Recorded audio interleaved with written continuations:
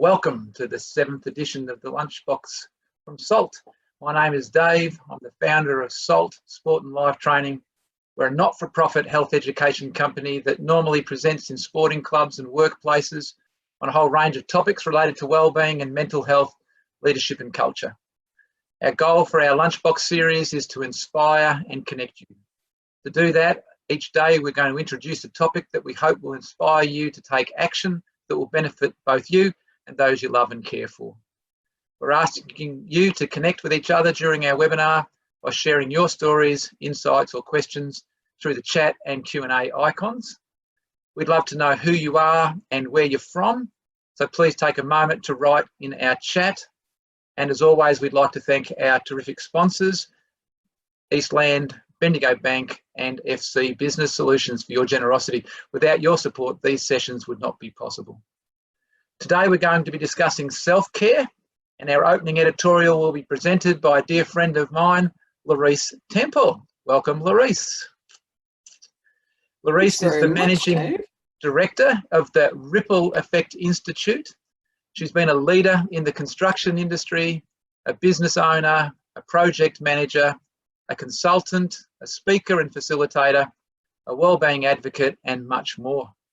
Are you well, Larice? I am very well today, Dave. Thank you very much. Terrific. So tell us a little bit about your own journey and where self-care has fitted into that, because I know it's become a very important priority for you.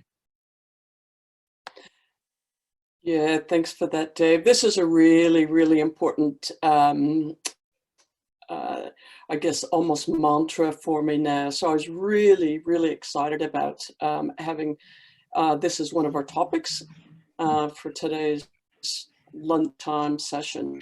And one of the things here is I really want to, as you and I have talked about before, we want to get everybody who's engaged on this online today to start with ourselves today. And start with self-care, and out of this have everybody do something differently, and that's for me starting new ripples. So as you've already said to everybody, I'd really encourage everyone to put into the chat as things come up, a thought, a reflection, a reaction to what I'm presenting, and feel free, both to put it on the chat or the Q&A, which is down at the bottom. And we'll try to respond as we go, and also sort of wrap it up. Lane's going to help do this at the end. And can I just say, so you can click that little box that says for all viewers or panelists so that we can all see it coming through. Yeah, great. Thanks for that, Dave. And so let's start with what self-care is. I want to go through what it is and what it isn't. So we'll start with this self-care. So self-care is an activity that we deliberately do, and that's really, really key in order to take care of our mental, emotional, physical, and spiritual health. And so things like we see on this slide here, taking time for yourself, staying hydrated. I've got my hydration here, putting your health first, going outside, refueling your body. These are just some things talking about your own self-care. And as research has shown, good self-care is really, really key to an improved mood and reduced anxiety. And of course, this is a time of high anxiety, so it's a really important topic. And it's key for a good with relationships, our relationships with ourselves, and then our relationships with others. But what's really, really interesting is if you ask most of us, like I did when I first challenged myself with self-care at the beginning of my journey, is to articulate what our self-care is. So when I articulated what my self-care was, I'd said, well, I cook for the family, I help the kids with their homework, I'm earning income that helps us financially. But as you can see by those answers, none of that's really about me. right? So that's not really self-care. So it's really important. This is where the deliberate and understanding what self-care is really about. So from there, let's just talk about what self-care isn't, right? Self-care is not something that we force ourselves to do. So for instance, you might say, I want to exercise, but I absolutely hate exercise. I hate going to the gym. Well, that's actually not maybe a really good self-care item. So it's something that we don't, that is something that we really like doing. Self-care is also about refueling ourselves, right? And really think of it that way rather than things that are taking away from us. So if you see in that jar that I have here, self-care, it's almost like you're filling yourself up with things. You know, things here, singing and dancing. Now that's near and dear to my heart. My kids walk in and see me, you know, with the music cranked up, not necessarily things that they like to hear. It's filling me up. Self-care, it's really important to that middle box there is, it is not a selfish act. I'm going to say it again, not a selfish act. It's about knowing what we need to refuel ourselves, okay? And this is really important because all of us are really different. And this changes over time, and I'm going to go through that in a little bit as well. And remember, the example that we always use on the plane is you put your oxygen on first before those of others. That's sort of the mind frame that we're in here. So going back to that graphic, if your jar of energy is what keeps you going, that you would put into that for your own self-care. And if there's anything that's in there that doesn't really fill you up, doesn't belong there, okay? So let's go into this. Some really keeping it really, really simple, because out of the end of this session, we just really want to think about, you know, just a couple things that are going to keep us going and really get something going.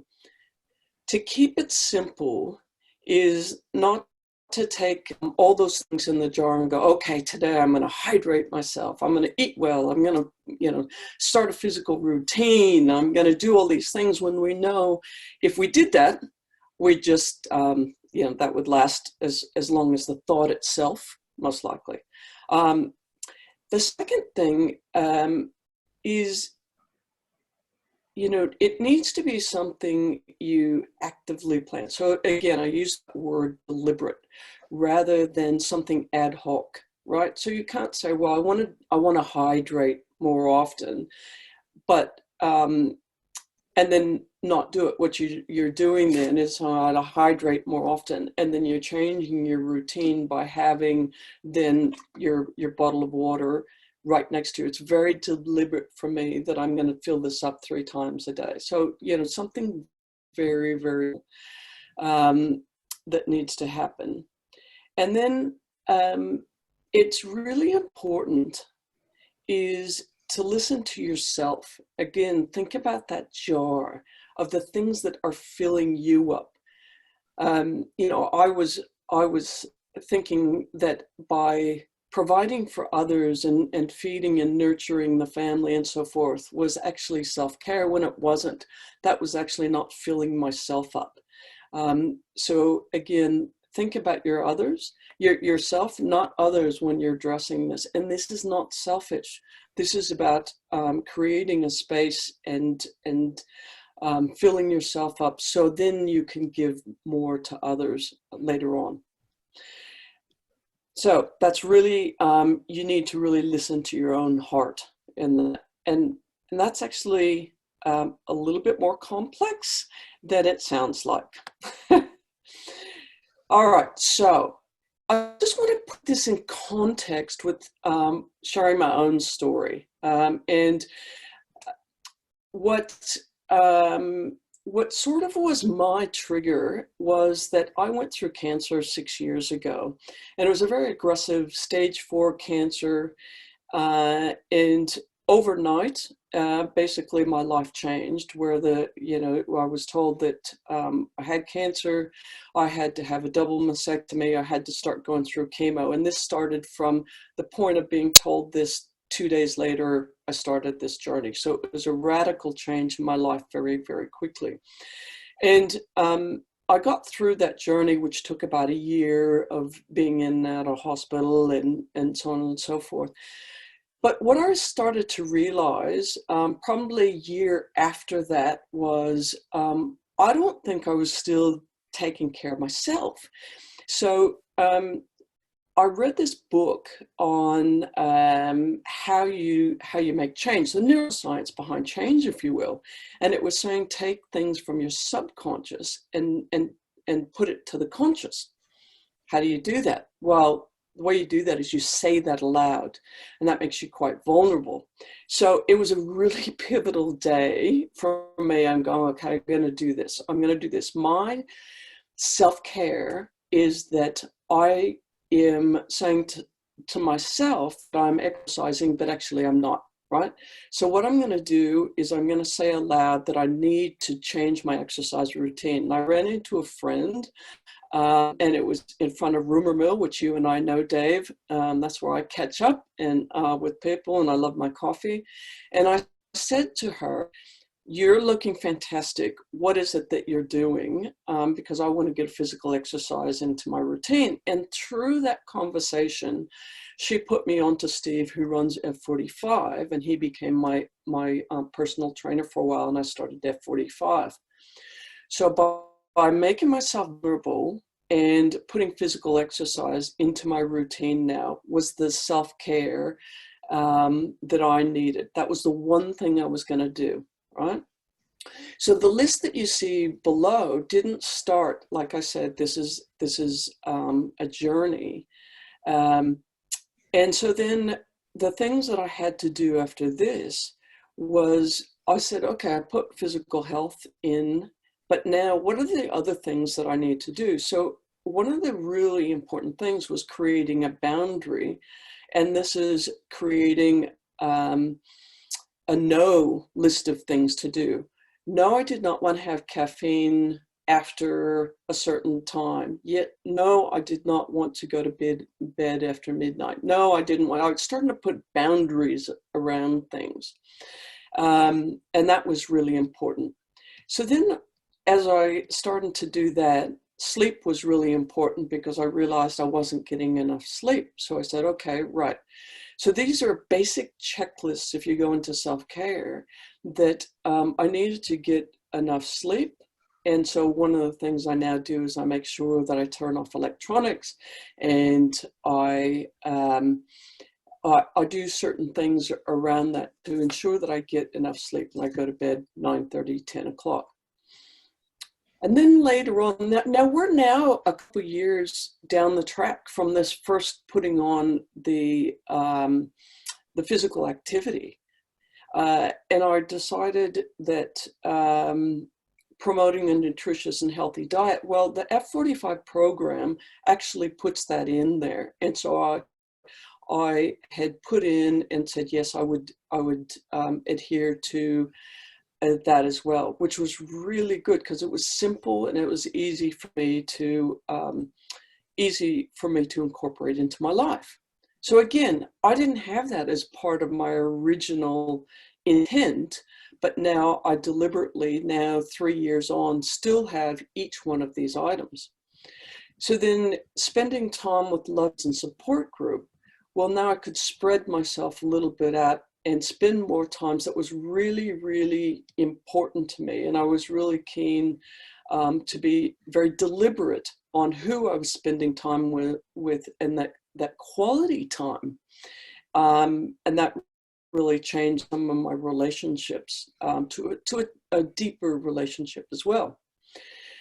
And then later on the track, I've incorporated gratitude, and gratitude has just been incredibly important as well. And that includes having a gratitude journal every day that I write in 3 things. So that's been my journey, and that I knew that if you incorporate things and you do it for at least 3 weeks, then this will change into a routine. Now I'm into a routine 3 to 4 years later, and slowly I've put all these things in. The types of self-care, if we just sort of wrap all this up and keep it really, like I said, really simple. The number one thing out of this is to understand that self-care is not selfish. It's not selfish, everyone. It's not selfish. Take care of you, right? Remember that. Secondly, self-care is about doing things that fill you up physically, emotionally, social, spiritually, as we see there in the graphic. So many great things there. So, for instance, you've got under physical, for me, like I've already shared, was the effort workouts. Every day I still do them online. Okay, that's one of the things that has the pivotal change for me. Emotional. Take, for instance, there the emotional maturity, which is the ability to handle situations without unnecessarily escalating them. So instead of seeking to blame someone else for your problems, emotionally mature people seek to fix the problem or behavior, and they accept accountability for their actions. So this is one that I am currently working on. I find I work on it each and every day, especially in this time that it's easily to get caught up in the emotion of what's happening. And there under the social, for me, one of the things was setting the boundaries. Like I said, the not to-do list was really important. And then spiritually, for me, this sacred space was really important too. I really love this. So for me, when I start to get really quite anxious, I have a folding chair that I've put out into the garden. And when I get anxious, I take myself out there and I take my gratitude journal. I might take a cup of tea and I just sit there and I might meditate. I might just sit there and be in nature or whatever the case may be. And that's my sacred space. And I just say to the kids, I'm going outside. And I sit there as long as I need to. So in summary, it's really important is doing this in really small, simple bits and make them into a habit. Like I said, a habit of 15 to 20 days is what the research shows. And a lot of times what you want to do with tiny habits is anchor it to something. So for me now, when I have my cup of tea in the morning, I also go out to my gratitude chair and I do my gratitude journaling at the same time to help me get into a really self-care space to start my day. So hopefully this has helped everybody sort of get an idea of what we're talking about, self-care, and we're hoping that everybody gets excited about doing something starting today. So there you have it, Dave. Thank you, Clarice. And just before we welcome in Lane, how is your health now? Yeah, great. I'm 6 years on, and I am just feeling absolutely amazing. And I think because of this self-care is the reason being. So yeah, I feel great. So thank you for asking that. That's really important. Terrific. And Lane, are you going to join us? For those who don't know, Lane is the chairman of the SALT board and the founder of Yellow Box Careers, and is heavily involved in suicide prevention through Roses in the Ocean. Welcome, Lane. I can see you've been answering some questions there. I can't see you yet, but while Lane's joining us, let me ask you another question, Clarice. This whole notion, you said it over and over again about it not being selfish.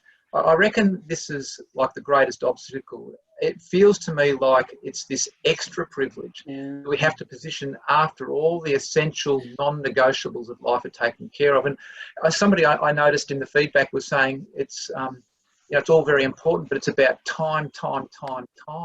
And we seem to feel like there's so many things we have to do I guess just explain to me, and it might have something to do with that pushing aside, you know, the knots, the things I'm not going to do. But how do you make time for all this?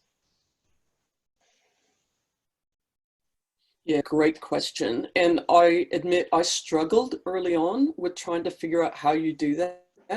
Because what I was finding out when you transition from this thinking that you're taking this self-care to actual self-care is to say you have got to be very deliberate in your time. So I actually put in my schedule, in my Outlook schedule, meeting with myself. All right. So when people would call me up and say, oh, do you have time for a meeting at this time that overlapped with that time? I'd say, no, I have a meeting at that time, or I have an appointment. And so it was to force myself to be honest with myself and not give that time away. And people, of course, you know, they respect your time and say, okay, well, can you come in at a different time? And then that became my routine. So that was really important, but it took me a little while. Yeah. Thank you. Welcome, Lane. You work in the space of suicide prevention, and you work with people who have this lived experience around suicide. Can you tell us about the importance of self-care in this space? Self-care is critical, Dave. We before anyone comes on any of our workshops, we take them through a self-care process. We make sure that they have a self-care plan in place. Every morning during the process, every afternoon during the process, when the process finishes, the workshop finishes, we're checking in on self-care. That's how important we believe it is.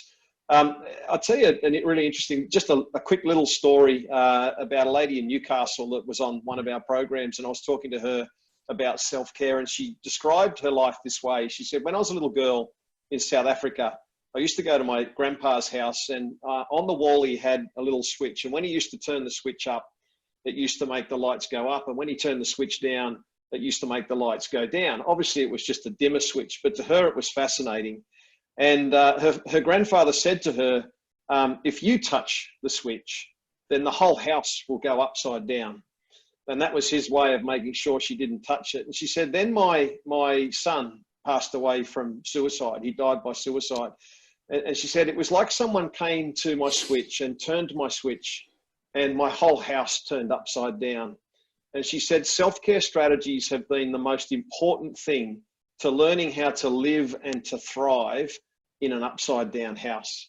And I think that's what it's about. When we go through really significant traumatic circumstances like cancer that Maurice has just talked about, we actually come out of the other side of that different as a human being. And our priorities are different. But oftentimes the thing that stops us from behaving differently is the expectations that other people have of us that we used to live up to. And so whenever we start to look at different strategies, we think to ourselves, oh, you know, I shouldn't do that because that appears to be selfish, when in fact, those big rocks are really important to have in place before we start filling our jar with any of the other stuff that we have in life. And we've just got to get those self-care big rocks in place really as foundations for anything else that happens. You also mentioned an analogy to do with Wi-Fi. I'm seeing a few analogies coming in the comments. Just tell us about that one briefly. Well, we love the little analogy of Wi-Fi. We know that, you know, everyone knows what, you know, maybe 15 years ago, we didn't understand what a Wi-Fi signal was, but we now all know that those little things represent, you know, signal strength on our phone. And when we've got all our bars full, then it often means that we're going to connect really well with, you know, whatever it is that we're trying to connect with. Well, we look at those little Wi-Fi bars and we say, yeah, they're like our little self-care strategies. Now, when we've got one of them in place, well, it might be okay, but it's better to have 4, 5, 6, or 7 of those in place, because we know when we do that we connect really well with life. But if we have a weak signal, then it compromises our ability to be able to connect with everything around us. No, that's terrific. I'm just looking at some of the comments, and James talking about 3% charge on the phone, that you wouldn't do that. So there's some great analogies and lots of just plaudits for what you're saying. So thanks to our people there. Laurice, you talk about making it deliberate rather than ad hoc, and I get that in theory, but in practice, I guess it's pretty hard to, even in our own minds, you know, say I've got an appointment with my bathtub, rather than, you know, dealing with something that to that other person is probably really important. And I reckon it'd be this cycle of getting back into feeling guilty, even if you say to yourself, it's not, because in our minds we're going to go, well, you know, getting in the bath or going to the gym versus helping somebody else with their problem. How do you overcome that?